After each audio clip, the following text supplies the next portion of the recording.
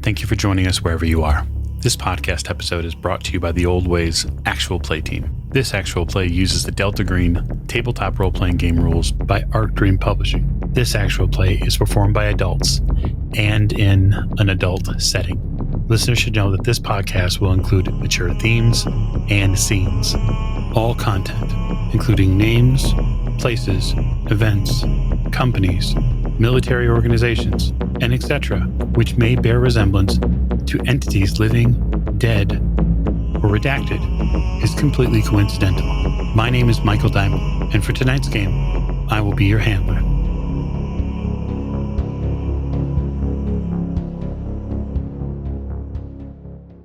Thank you for joining us again on another episode of the Old Ways Podcast. I'm your handler this evening, Michael Diamond, and we are back with our adventures in O-Cells in sunny Montana. And so at the top of the show is what I like to do. We'd like to thank you, the listener, and especially you, the Patreon supporter.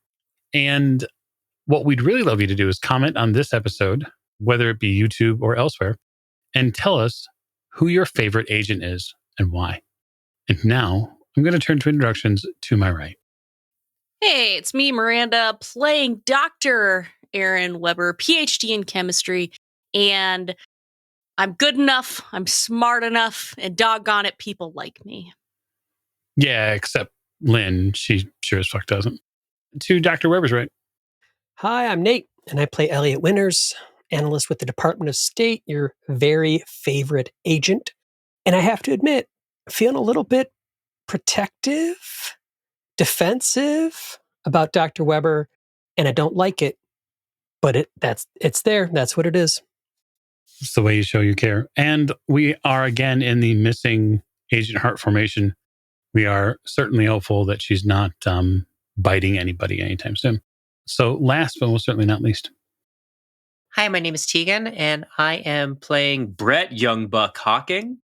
And I'm going to go to a library to go chat up some librarians. I love that for all of you. Okay. So because the team made a select amount of choices last night into making sure that they get their uniforms and making sure that they sort of maybe slow the speed of this down, collect a little bit more intel before they go barging into ABC. We find them on September 9th, 2001, as they are going to the library. So the library here is not a big, grand public library like you would find in a major municipality. It is a library that's probably no larger than, say, 2,000 square feet, which is still a fair size, but the books and the quality and quantity of them is a little bit different. They have a computer area here, which has 2 standard PCs at it, and it looks like this library also doubles as sort of a connected piece to one of the local grade schools. Sort of shares a space. But you head over there in the morning. You don't have any intel so far from the recording device. Hart reports back.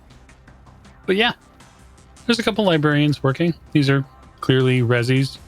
They are putting books away and going through the stamps and putting away cards. This is a very analog library. So we've got 1 badge, and we're trying to make 3. Ideally, yeah. You're trying to make 3. Well, it's a group effort. We're all trying to do this together. I'm going to go chat up the librarian about local authors. Excellent. You keep them busy so they don't come wandering over once we get started, because we don't need them seeing that we're trying to make badges of ABC Corp, because they will surely know what that is about. Give us some room, Brett. So what's the play, Brett? Okay, so I'm going to find the librarian, and then I am going to be incredibly interested and ask very good questions about local authors and local events and local artwork and local, I'm gonna go and just hear everything that this lonely librarian has wanted to tell people and wanted to be asked about for years. If I have to ask about their previous marital partners, I do not know whether we have a male or female or otherwise gendered librarian today. So I'm prepared for all of it. It is a woman. What age? She's probably in her 50s. Recipes, got it. So I'm going to ask about bison meat and huckleberry recipes. Okay. Yeah, you get engagement from her. It takes probably a couple of minutes for her to assess whether or not you're just trying to play some sort of game with her. But she walks you over to several shelves that have to do with bison, and then also in general the flora and fauna of the area. She asks how long you're in town for. Oh, I just bought a house. It's not in this town. It's I got some acreage that I was interested in just outside of the res, and so you guys are my closest public library. So I thought I'd come by and see about the local color, local art scene, stuff like that. So handicrafts. There's a window open nearby, and you can hear this beautiful sort of warbling that's going on with birds. It gives you a little bit of a good feeling. It's nice to hear nature. So while that's going on, Winters, you're going to attempt to acquire the computer for a few moments. Sure will. Weber's here too, right? Or did you stay home? Yeah, I came with. I'll kick off whoever's watching porn.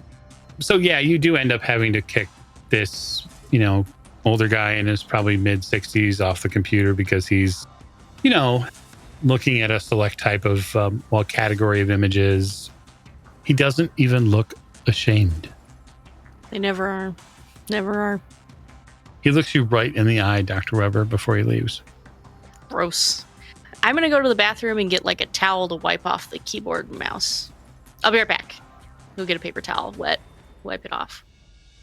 Okay. After the computer is reasonably sanitized with water, you sit down at a mostly dried keyboard. Mm-hmm. And you have access to a printer. You have access to a web browser. It is Netscape. Well, Brett said MS Paint. I'm just going to go to the start menu, run, and I'm just going to type MS Paint and see what comes up.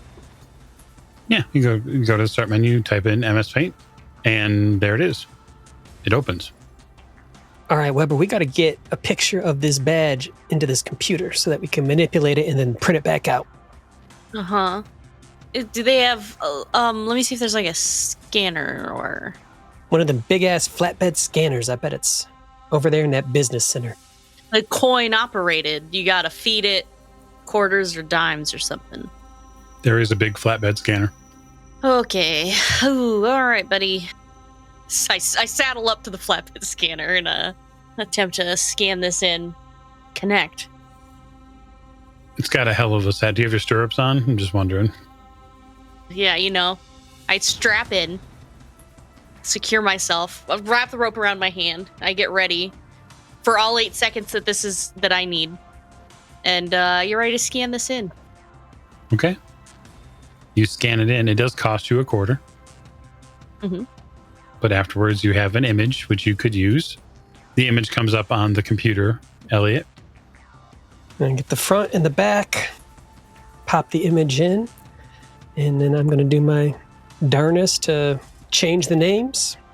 And we'll scan pictures of our licenses to get headshots, and then put them headshots in. We're going to be clever. We're not going to use our real names on these fake badges, unlike most of our other endeavors around subterfuge and that kind of spy tradecraft. So we have learned our lesson. Can you put Olivia Dartford on mine? Olivia Dartford? Why is that name familiar, Weber? Is that an actual person we've met? No, I was that person. That was my fake name before. That's right. That's what you was when I met you. You were Olivia Darford. Oh, that's funny because I was. It was an O. Oh, yeah, and I was Oscar Bennett. Yep. Oscar Bennett, Olivia Dartford. This is a serious question because I've become a little bit superstitious. Do you think it's bad luck or good luck to use them names? I mean, they're available. Well, I know they're available. And it went fine last time, and we got out, and everything was okay. So maybe that's good. It's good luck because we did the thing. We did the job. That, I guess, is one way to evaluate the outcome of that first endeavor. What I'm also worried about, but maybe not, is that there's actual records out there for these names. Like, I don't know how good these cover identities was. So there might be an actual Olivia Dartford that could look up and they show up as an FBI agent, etc., etc. Okay. Oh, I mean, that's a good point. Okay, different names. I am going to be Oscar Dartford, and why don't you be Olivia Bennett? Oh, yeah, we could do that. Yeah, I like that. I have a name picked out for Brett, actually. It's Gilbert Gelb. Oh, that's a good name. But wouldn't Brett just use the third actual card? What's the name on this third card? What does it say? Oh my goodness, it says Gilbert Geld on this. Is that where you got that name? That was a good joke, Weber. I didn't even see that coming. But we'll have to have one. We'll have to have 4, won't we? There's 4 of us, so we'll need a third card. So I'll pull out Hart's driver's license, which we had asked her for, because this is exactly what we came to the library to do, and that's also scanned and put Brett's in, and we get the things. And now you've got her address and date of birth. That's terrible information to have. And it's just been scanned into a computer at a public library. Yeah, we probably should have put a piece of paper down to, separate all that stuff out. I got a computer science 70. I'm sure that I'm covering these bases. Okay. Oh, yeah, absolutely. We haven't done anything yet that would precipitate a roll. Your skill is 70. So we do this arts and crafts project. Get these scans in. We cut the headshots out of the licenses and pop them into this one badge template. And I'm printing out these badges. And if there's ID numbers or whatever, I'm going to change them for each of the badges just in case. And printing out fronts and backs for these 4 pieces. Okay, so here's what I'd like. I would like a roll not on your ability to do it. I would like a roll on your ability to do it and prevent it from being noticed. To carry forward with the subterfuge. Is that me? Is that Weber? Is that Brett? Oh, it's totally you, winners. Is that stealth? No, it's computer science. Oh, okay. Thank goodness. I am not a stealthy boy. But okay, I rolled a 24 under 70. Oh, thank God. Okay, 24 under 70 is pretty strong. You feel like you create 4 pieces of identification, which should allow you, as long as no one looks at it too closely, should allow you evening access into the building when the ID checks go down. Now, clearly, it doesn't give you unfettered access to the building. Lynn's already been clear that there are places that she doesn't get to go. But maybe with your production uniform and this badge, maybe you'd be okay. I look around for a laminating machine. Oh, yeah, right over there. Oh, what luck. I mean, it's attached to a grade school, so there's going to be laminating going on. A lot of laminating at a grade school. A lot of laminating. All day. Weber and I do them up, and cut them out, and put the front and backs together, and line them up nice, and laminate them, and cut them on the paper cutter, nice and straight. Yeah, you spend a good 2 hours. So what's really important is that we make sure that Agent Hawking can keep this librarian talking for roughly 2 hours. I can keep it going all night long. You can do this all day. That's good. So I am going to ask you to make a human roll. Fuck yeah. That's what I'm good at. They just started talking about cast iron pots. And I get like, what, plus 20%, right? Why do you get to plus 20%? Because I'm just that good. No, you get to roll. Congratulations. Yeah, that's right. That's what I'm talking about, bitch. 43, under 60. Science! I mean, human. Yeah, human. You keep her talking. She goes through a lot of different topics. A lot of reservation topics. It's weird, actually. The two of you kind of hit it off. Maybe that's because you're genuinely trying to play up into the role. But after like the first hour, when she gets in discussing, William's Farr book on the Blackfeet Reservation and his, reservation book about, the period between 1882 and 1945 and new perspectives in Big Sky Country. It's really interesting. She even talks about films about Arlo Guthrie. She has a wide and sort of dynamic knowledge base. And you find that compelling. I'd like to pair that with conversations about Ansel Adams photography in Yellowstone. Oh, yeah, no, easily. It's a great parallel to some of the other things that you're talking about. And before you know it, you think you're making a friend. That's about when the IDs are done. And you realize, Agent, that you're going to have to pull the ripcord here on Lauren, the librarian that you've met, who's 52, divorced, never had any children, is into weekend pottery and sometimes going hiking. She also collects seashells and does her own art and does some watercolor painting as well. God, it's my type. Yeah, no, I'm going to actually thank her very much. And I'm going to slip her my phone number. Oh, okay. Yeah, let's see here. Let me make a human roll here. Yeah, she accepts. She says she'd be happy to call you. Absolutely. Yeah, especially, if they'd set up like a local art show or like an antique weekend or something like that. I definitely like to get some stuff for the place. So, and I could use someone who knows the local personalities. Great, wonderful. We'll be in touch. She even seems to slightly gravitate closer to your personal space before heading back to like the library desk. Yeah, no. As we leave, I'm just completely. I don't even talk about it. I just drop the mask as when we head out of the building, and we're good to go. Well, take a look, Brett. We did some crafts. And I'll hand over the IDs. Who the fuck is Gilbert Gelb? The good doctor, for some reason thought that was you. It was a good name for you. Like what's eating Gilbert Grape? Oh, kinda. I've never seen that, though. Is it good? So the three of you return, probably roughly just before lunchtime. And you see Bojangles sitting on the couch. And the house sounds and appears empty.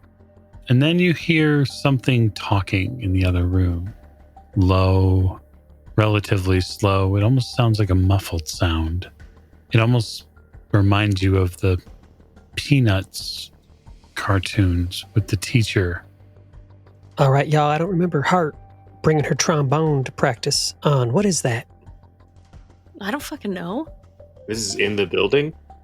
It does appear to be in the house, yes. Can I pull my pistol out? Sure, you pull your gun out. Yeah, I'm not going to point it up. I'm going to point it down, but I'm going to have it in my hand. You have it in your hand. Are you going to start searching the house? Yeah, quietly. I'm gonna clear the building. You step towards that hallway that goes left towards the back bedrooms, and you get a little clearer perspective on the voice. You look into the kitchen and the dining room, which is right in front of you, and you see the wiretap recorder working. And there's this little speaker on it where you hear someone's voice. It's muffled. It's like pure 70s lo-fi, so like super muddy, but you hear someone talking. All right. Yeah, I'll motion people over. I just want to check the tape and just if I can see how much tape's been recorded on. Probably about a quarter of an inch of tape's been recorded. Like it's been working. Look it, we got something. What? You'd have to listen back and find out at some point. After about 30 seconds to maybe a minute more, you hear the voice go quiet, and then an electro hum in the room that sort of rode under the wave of the conversation stops. And you hear a hard stop click from the device. Is it out? Did it run out? Is it just stopping? Oh, wait, that's my job. I'm the only one with any SIGINT. Yeah, but you won't have to roll to review the tape. You'll just have to say that that's, in effect, what you're doing. Oh, yeah, no, that's what I want to do. Okay, yeah, it'll take some time, but you can put the headphones on that come with the unit, which are a little Mickey Mouse as far as their effectiveness, right? They're real hard plastic headphones with no, there's nothing friendly about wearing these, that's for sure. But you listen back to some conversations. You hear some voices go back and forth. This sounds like a switchboard operator and a couple of different people that end up talking on the phone. One of them is a man who is referred to as Mr. Turner. Mr. Turner gets a call from someone inside the building, not an external call. And that person asks Mr. Turner, when does he need the next update by? And Turner says that I need it before the end of business. There are questions being asked. This is just one of maybe 5 or 6 different calls that go between different spots in the building asking about intensive research being done. And it really isn't until the end of some of these conversations that you start hearing Mr. Turner reference Lab 6 directly. And he says, I don't know what the holdup is, but I need it cleared. Put as many credible people on this as you can. This is a problem that has to be solved. You also get another thread of conversation between Turner and another person that does not identify themselves. It's a woman's voice.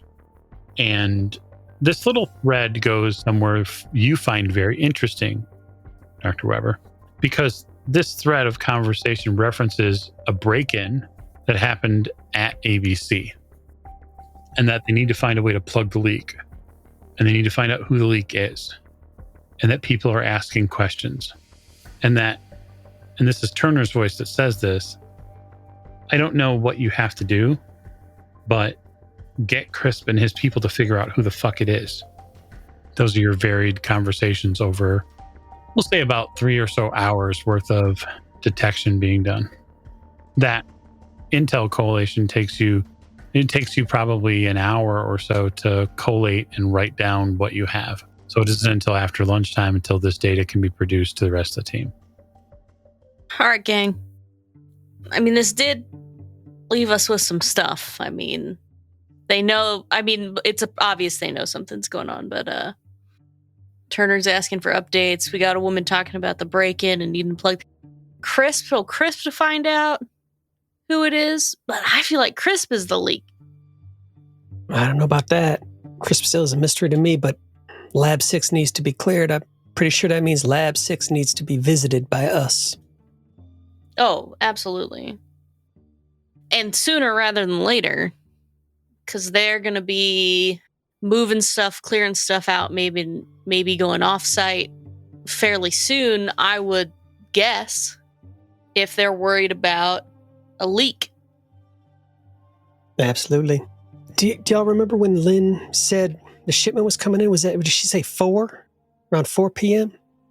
So for clarity's sake, she said that the shipment was going to arrive around 9 o'clock. PM? AM? PM. No. She said 9 p.m. I think we got plans tonight, y'all. We got uniforms. We got badges. We got a destination in mind. I bet you dollars to donuts. Crisp is running Lab 6. when we go up into Lab 6, see what we see, do what we do. I don't recall if we had gotten Crisp's address, but I think we need to also find his home address because we might have to pay him a visit if we don't run into him at the facility itself. He may be that mad scientist, Weber. Sorry. I know you were thinking he's a good guy on our side because he's on that list. I'm feeling like it's equally possible that he's a bad guy, not on our side, who's on that list so that he can keep track of who or what might be sniffing on his business. I mean, I guess we'll find out. Honestly, I think it can go either way. I don't think there's any certainties in mind at this point yet. I agree with you. Brett, you want to go camping? Hell yeah, brother. So I think we got to set out. It's about noon. We get some bologna sandwiches. I'll make them special for you with the mayonnaise and the mustard. And then I think we go camping and do some of that recon, see if we can get a sense of if there is guards and if there's a schedule and all that good stuff, and maybe even get a lay of the land on this loading dock so that we can act like we know what we're doing. Weber, we're going to have to go into this place in uniform and act like we know what we're doing. Okay. Actually, I think I might be great at that because I've worked in these exact environments before. Granted, not custodial, but out of the three of us, I'm going to be more of a fish in water in there than here or you. I hear what you're saying. Let's put a little sub-bullet then in there. Mm-hmm. We're going to get ourselves in there with these load and dock outfits and uniforms, and as soon as we can, let's get you into a lab coat. Yeah, I think that's a good idea. I feel like I can confidently play that role, and I think that'll look real good. I agree. Yeah, Bret Hart and me can confidently help you carry whatever it is you need to be carried over to your lab. Perfect. Fantastic. Okay. I think that's a fantastic point for us to close the book on this and plan a little break-in of sorts, but for next episode. So thanks for joining us for another episode of Delta Green as we uncover what goes on inside ABC very soon. Thank you and good night.